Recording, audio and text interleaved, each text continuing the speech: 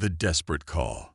The crystalline spires of Lumina Prime sparkled under the light of 3 moons, their usual radiance now dimmed by the smoke of orbital bombardment. Ambassador Serena Valther stood at the window of the High Council chamber, her iridescent scales reflecting the destruction raining down upon her world.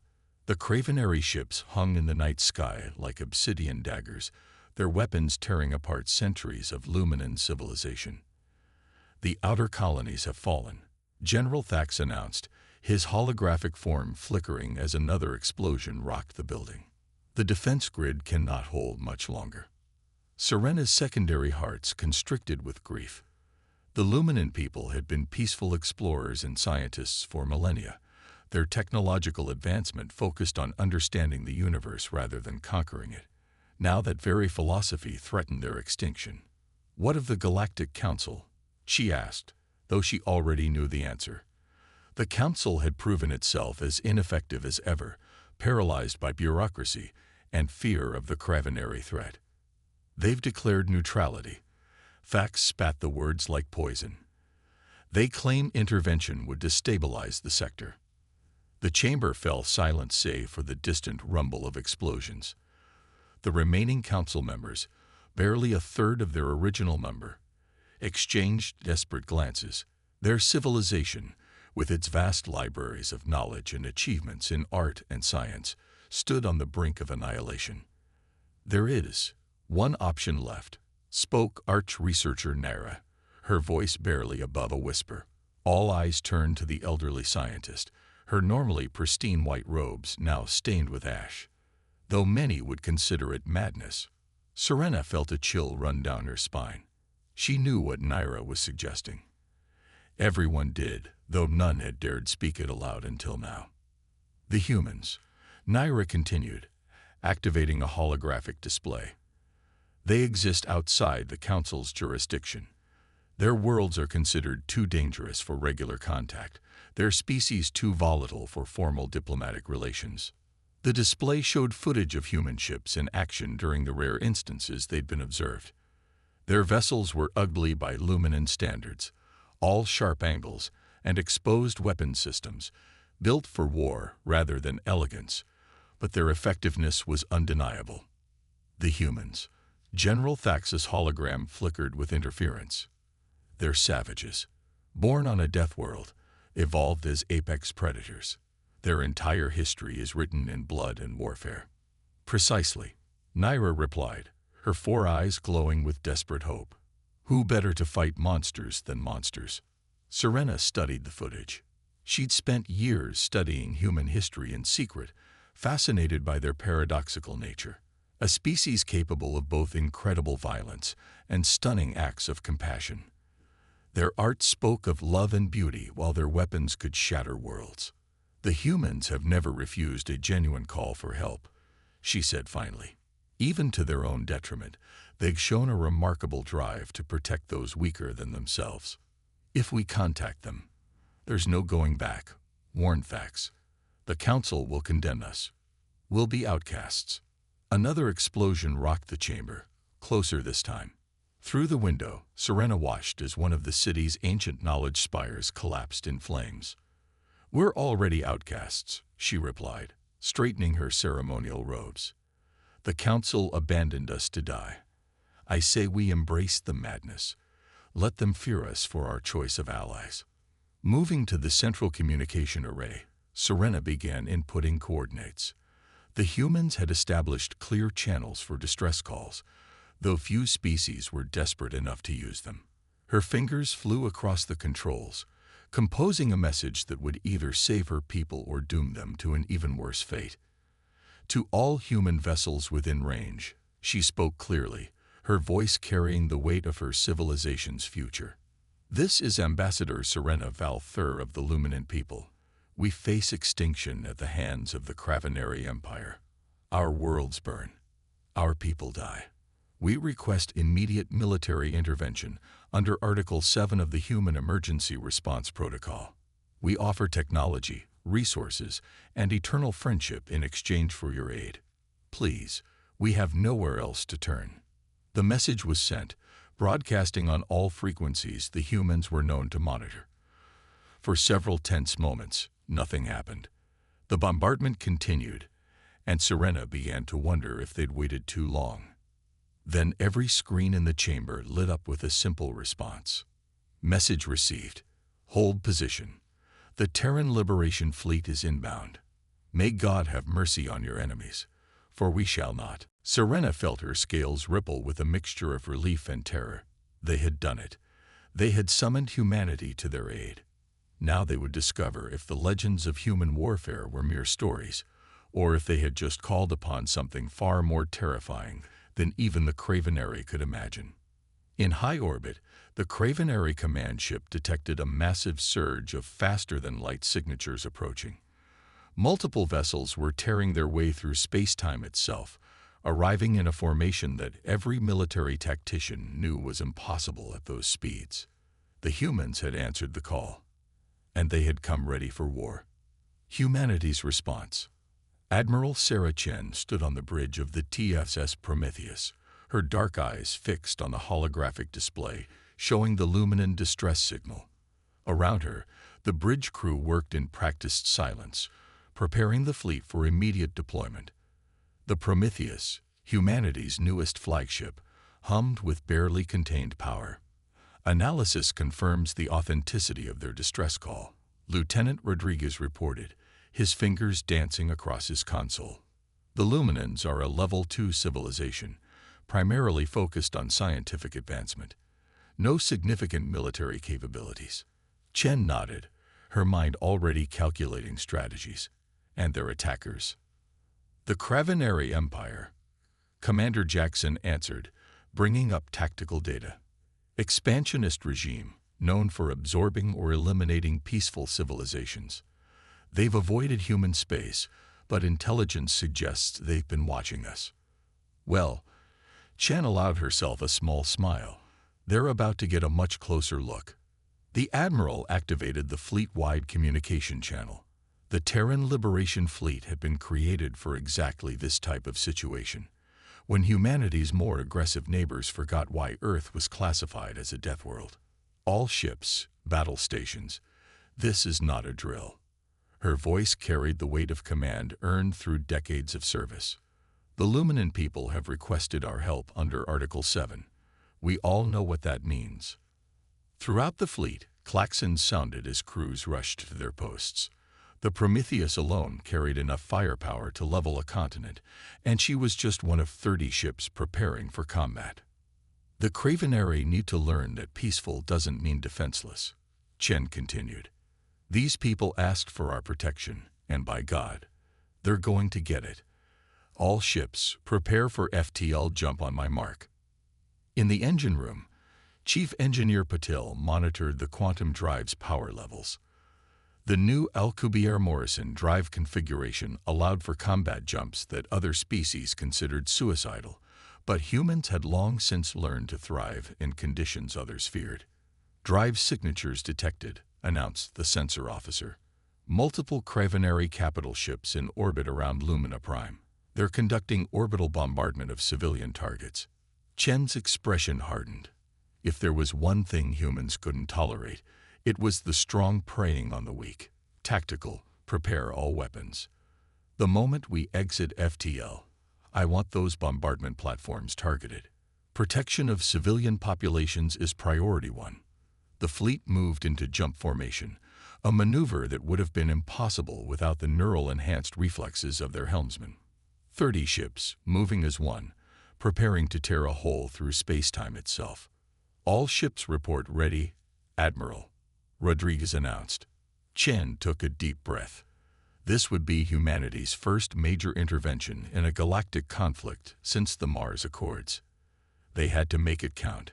Jump in 3, 2, 1. Execute. Reality twisted as the fleet made the jump. Moments later, they emerged in the Luminan system, their arrival sending shockwaves through local space-time that knocked several Cravenary ships off their bombardment trajectories. Battle stations. Chen's voice rang clear across all channels. Launch fighters, shields at maximum. Show these bastards why you don't mess with humanity's friends. The Cravenary response was immediate but confused. Their sensors, designed to detect conventional FTL approaches, had barely registered the human fleet's arrival before the first salvo of quantum torpedoes streaked across space. On the surface, Ambassador Serena watched in awe as new stars seemed to bloom in the sky, the weapons fire of humanity's fleet engaging the Cravenary ships. The brutal efficiency of the human attack was both terrifying and beautiful. "By the first light," she whispered, her scales shimmering with emotion.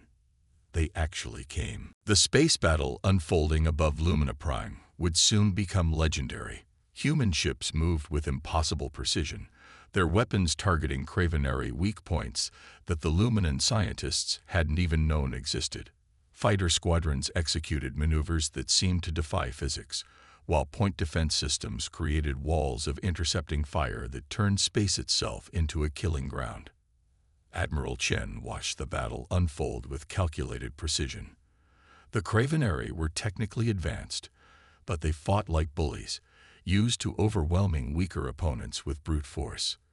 They had never faced an enemy that had turned warfare into an art form. Multiple Cravenary ships attempting to retreat, Rodriguez reported, a note of satisfaction in his voice. "Their formation is breaking." "Not today." Chen's voice was steel. "Launch boarding parties.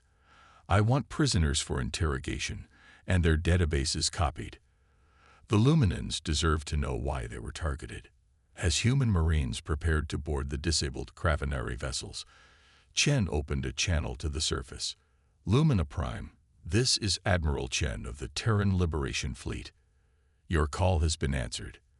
The orbital space is nearly secure, and we're preparing to deploy ground forces to assist with any remaining enemy troops." The response from Ambassador Serena was filled with gratitude and barely contained awe. "Admiral, we can never repay this debt." "There is no debt," Chen replied firmly. "Humanity stands with those who seek peace. The Cravenary chose to attack a peaceful civilization. Now they'll learn why that was a mistake they won't live to repeat." The battle for Lumina Prime had only just begun, but already stories were spreading through the galaxy. Humanity had finally shown its true power, and the message was clear. Peaceful races were no longer alone. The art of war. Colonel Maya Patel stood in the ruins of what had once been a Luminan research center, her powered combat armor whirring softly as she surveyed the battlefield. Behind her, squads of human Marines moved through the debris with practiced efficiency, securing the area and providing aid to surviving Luminan scientists. "Status report," she demanded, watching as her helmet's augmented reality display highlighted movement patterns and tactical information. "2 more Cravenary strongholds identified in the southern quarter," Sergeant Wu replied, his own armor covered in the scorch marks of recent combat. "They're dug in deep, using Luminan civilians as shields." Patel's jaw tightened. The Cravenary ground forces had proven to be as cruel as they were stubborn. When the orbital battle turned against them, they had retreated into the cities, taking hostages and fortifying civilian structures.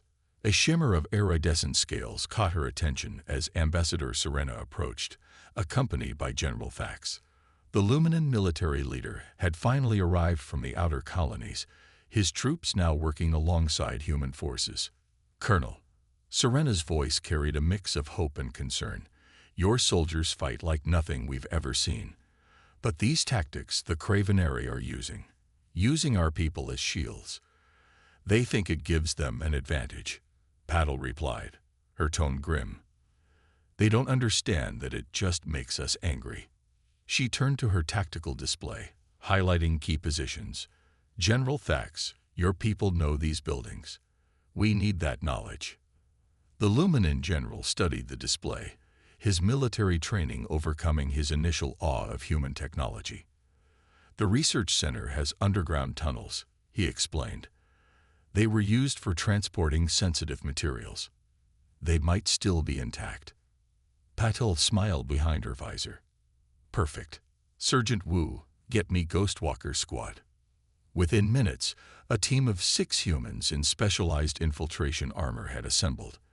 Their suits, incorporating the latest in phase shift technology, could briefly pass through solid matter, a capability that had shocked the galactic community when first revealed. Your mission is simple, Patel briefed the squad. Use the tunnels to bypass their defenses. Get our people inside their perimeter. Free the hostages, then signal for the main assault. As the Ghost Walkers prepared to deploy, Ambassador Serena watched with fascination. Your soldiers seem almost eager, she observed, even knowing the dangers. Humans have a long history of protecting the innocent, Patel explained. It's written into our training, our doctrine, our very DNA. The Cravenary thought that taking hostages would paralyze us. Instead, they've just given us something to fight for. The operation began at dusk, while Thax's forces mounted a diversionary attack, drawing Cravenary attention to the city's eastern approach. Ghostwalker squads slipped into the ancient tunnels. Their armor's sensors mapped every corridor, while phase shift technology let them bypass collapsed sections. Above ground, Patel coordinated with Admiral Chen's fleet, ensuring orbital support was ready the moment it was needed. The luminant civilians watching the human forces at work were struck by the contradiction. These terrifying warriors from a death world were risking their lives to save people they had never met. Contact, came the whispered report from Ghostwalker lead. We're inside their perimeter, counting approximately 200 hostages, heavily guarded. Permission to proceed. Granted, Patel replied. Remember your training. Clean and quick. What followed would be remembered in Luminant history as the Silent Storm. Ghostwalker squad materialized inside the Cravenary defenses like avenging spirits. Their phase shift technology allowed them to appear literally through walls, their weapons configured to minimize collateral damage. The Cravenary, for all their brutal efficiency, had never faced anything like this. Their guards fell before they could raise the alarm, their communications jammed by human electronic warfare. By the time they realized they were under attack, Ghostwalker squad had already secured half the hostages. Now, Patel commanded as the signal flare lit up the evening sky. Human Marines and Luminant troops launched their assault from multiple directions, their coordination perfect after days of fighting together. Orbital strikes from the Prometheus disabled key Cravenary defensive positions with surgical precision. Ambassador Serena, watching from the command center, felt her scales ripple with emotion as she saw humans and Luminants fighting side by side. The Cravenary had thought to break her people's spirit by attacking their centers of learning and research. Instead, they had forced the Luminants to adapt, to learn the art of war from humanity. They're retreating. Sergeant Wu's voice crackled over the comm, pushing them back towards the landing zones. Patel nodded grimly. Admiral Chen, they're all yours. The Prometheus's main gun spoke once more, cutting off the Cravenary retreat. Caught between orbital fire and the advancing ground forces, the remaining invaders had no choice but to surrender. As the dust settled, Patel found herself standing with Serena in what remained of the research center's main hall. The building's ancient knowledge crystals still glowed faintly, their light mixing with the red of Earth's sunset. Your people fight with such purpose, Serena said softly. Such conviction. We had always feared that aspect of humanity, but now you understand, Patel finished. Humanity's strength isn't in our weapons or our technology. It's in our determination to protect those who can't protect themselves. She gestured to where human medics were treating injured Luminans. This is why we fight. The battle for Lumina Prime's surface was turning, but the war was far from over. The Cravenary Empire would not take this humiliation lightly, and humanity's intervention had changed the galaxy's political landscape forever. Yet as Colonel Patel watched humans and Luminans working together to rebuild what was lost, she knew that some changes were worth any price. Breaking point. Admiral Chen's tactical display erupted with warning signals as hundreds of new contacts emerged from hyperspace. The Cravenary response had finally arrived. Not a mere counterattack, but an armada that dwarfed their initial invasion force. Multiple capital ships detected, Lieutenant Rodriguez reported, his voice tense. Energy signatures suggest they'd brought planet killers. Chen's expression remained neutral, but her mind raced with calculations. The Terran Liberation Fleet, though victorious in the initial engagement, had sustained damage. Now they faced an enemy force that could glass entire continents. They're not just here to retake Lumina Prime, Commander Jackson observed grimly.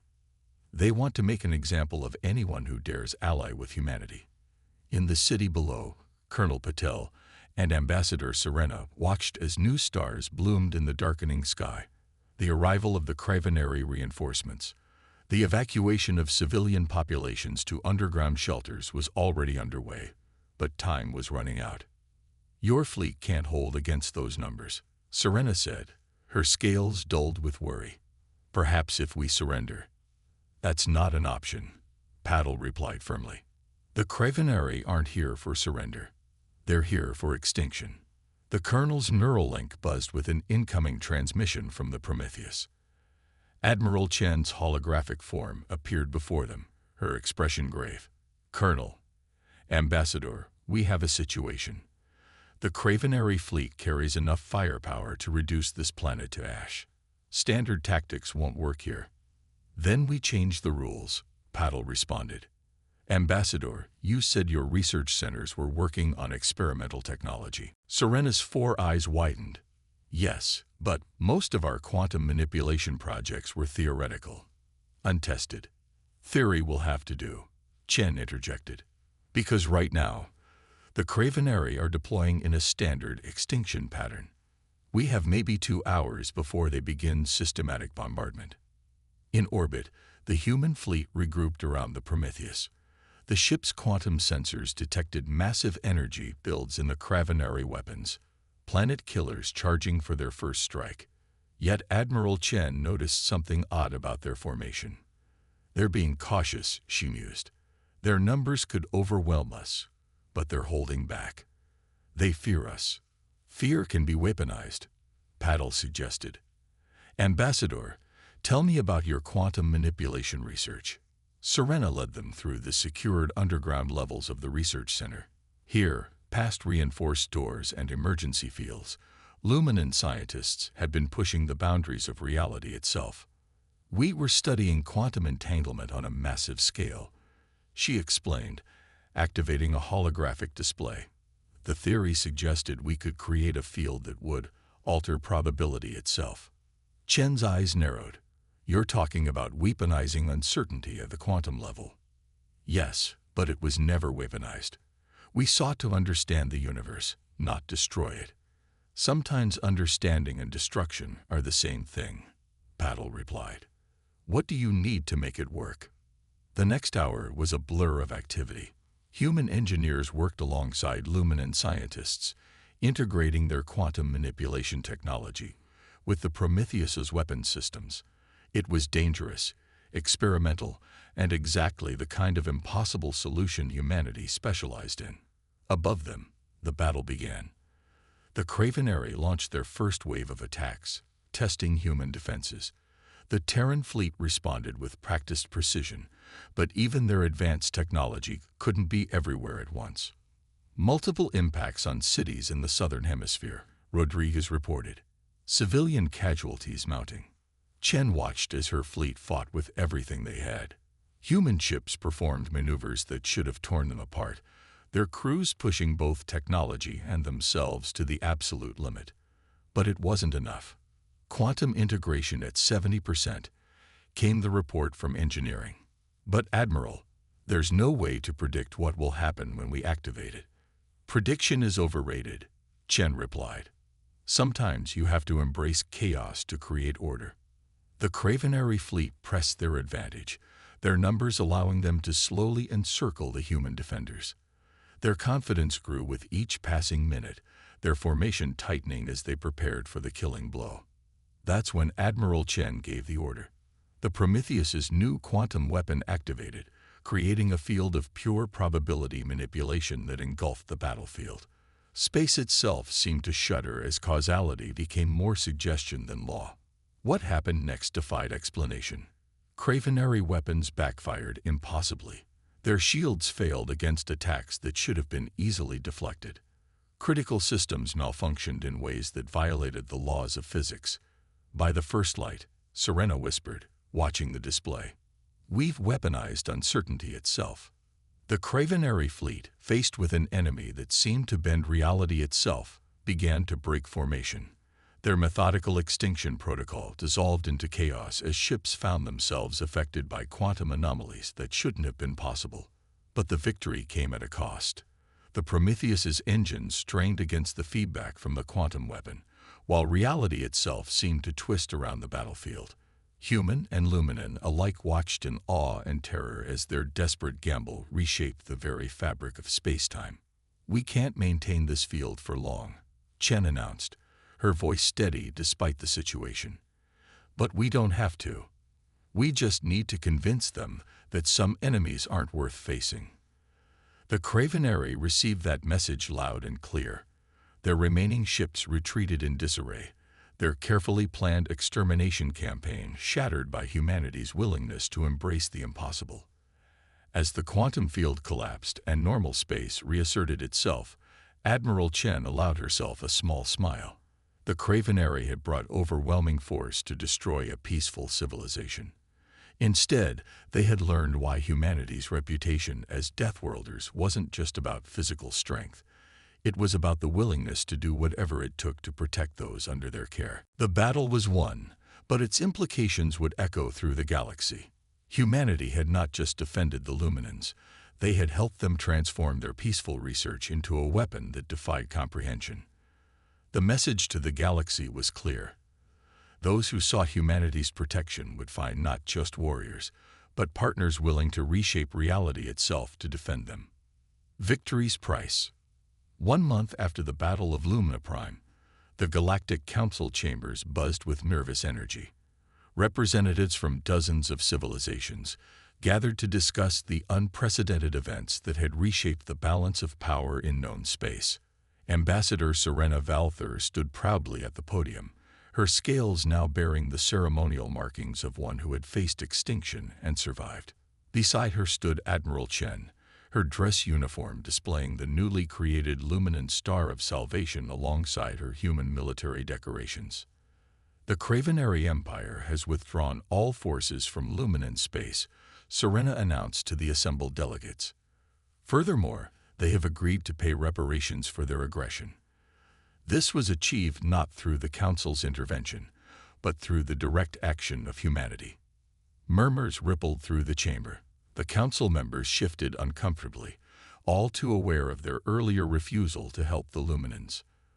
"Let us speak plainly," Serena continued, her voice carrying the weight of hard-won wisdom. "The Council's policy of neutrality in the face of aggression has failed. While you debated procedure, my people faced extinction.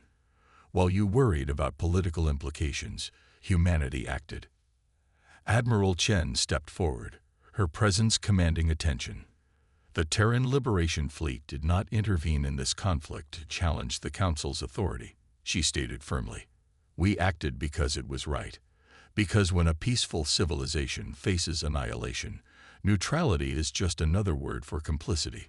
The Council chamber erupted in heated discussion.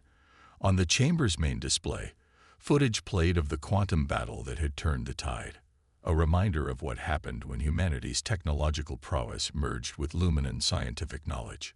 "The Luminan Confederation," Serena proclaimed over the noise, "hereby announces the formation of a mutual defense pact with Earth and her colonies. We will share our scientific knowledge, and in return, humanity will help us protect what we build." In the back of the chamber, Colonel Patel stood with General Thax, both watching the political drama unfold. The Luminan military leader had changed over the past month, his people's brush with extinction having taught harsh but necessary lessons. "Your warriors have been teaching my troops," Thax commented quietly. "They learn quickly." Patel nodded. "And your scientists have revolutionized our understanding of quantum mechanics. Together, we're stronger than either of us alone." On the council floor, a Cravenary representative rose to speak, his species' characteristic arrogance notably subdued. "The Empire protests this military alliance. It disrupts the balance of power. The Empire, Chen interrupted sharply, forfeited its right to protest when it launched an extinction campaign against a peaceful civilization.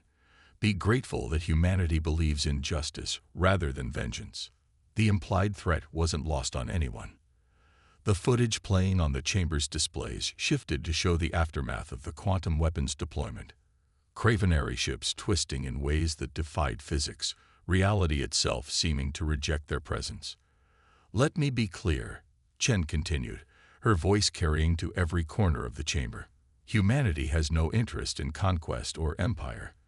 We seek only to ensure that peaceful civilizations can remain peaceful by choice, not by necessity. The Luminan Confederation will not stand alone again.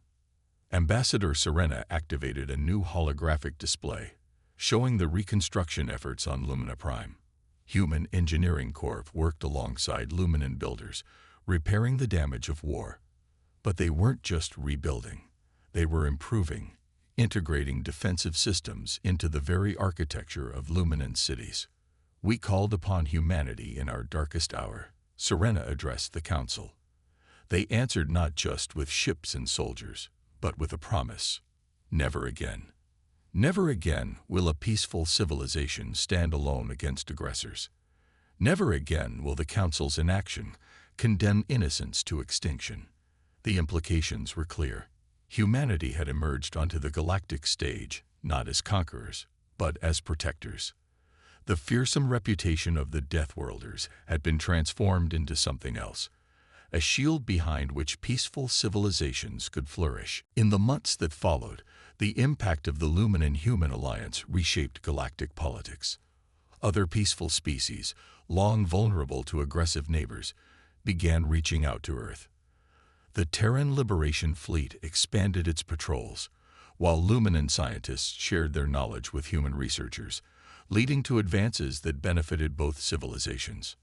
Admiral Chen stood on the bridge of the Prometheus, watching as the first joint human-Luminan defense fleet conducted training exercises. The ships, combining human military efficiency with Luminan quantum engineering, represented something new in the galaxy, the marriage of peaceful innovation with the strength to defend it. The Cravenary thought they could prey on those weaker than themselves. She mused to Colonel Patel, who had joined her for the demonstration. Instead, they taught the galaxy a valuable lesson. Sometimes the most peaceful cultures make the most dangerous allies. Patel nodded, watching as a Luminan vessel successfully executed a complex human combat maneuver. And we learned something too. Strength isn't just about weapons or tactics. It's about choosing to protect those who would rather create than destroy. In the end, the Battle of Lumina Prime became more than just another conflict. It became a symbol, a reminder that humanity's reputation as Deathworlders came not just from their capacity for violence, but from their unwavering determination to protect those who couldn't protect themselves. The galaxy had changed. Peace was no longer synonymous with vulnerability. And in the dark between the stars, aggressors learned to fear not just humanity's wrath, but the combined might of those they had once thought weak. For in calling upon the Deathworlders of Earth, the Luminans had helped forge something new. A future where peace was protected not by politics or procedure, but by the unshakable alliance between those who sought to understand the universe and those who would die to defend that quest for knowledge.